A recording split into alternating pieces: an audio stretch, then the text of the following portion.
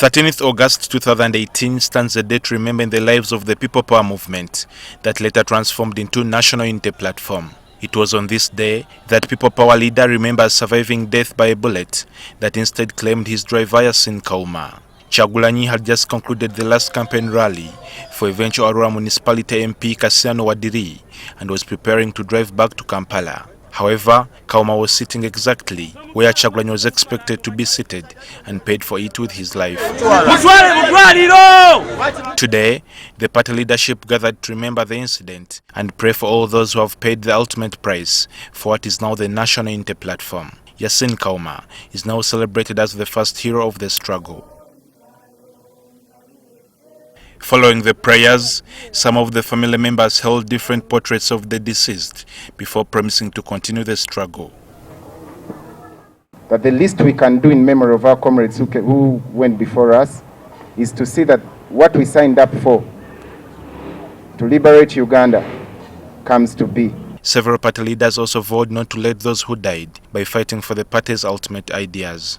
Because what we want is bigger than these trivialities that are thrown at us. Let's remain focused. They will do all manner of things against us. They have killed our people, they have maimed many, they have incarcerated us. But I urge us to remain focused. That whatever decision you take, please always remember that some people have paid the ultimate price so that our country can be free. And that is why we should not look on the left or on the right, but continue to struggle on every day, morning, evening, to see that our country becomes free. In turn, party president Robert Kyagulanyi Sentamu acknowledged the day as an eye-opener to his recent race into the country's top political position. Many other lives were lost, bones were broken, many of us were brutalized, but our spirits were even much more emboldened. Like I said, it was a turning point.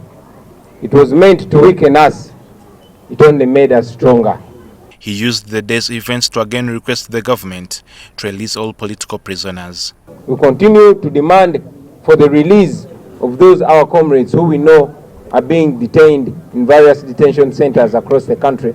And we also demand for the production of those our comrades that are missing, whether they are dead or alive.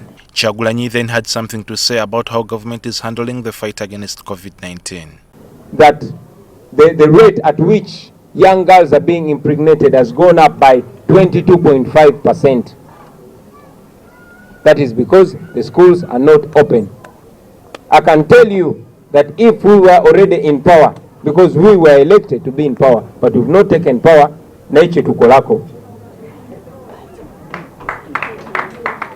But if we were in power, schools would be open, would find a way of managing this pandemic. The party also promised to develop a timetable on their planned countrywide tour, where they intend to open up regional party offices and thank citizens for voting them in the last general elections. John Cliff Wamala, NTV News.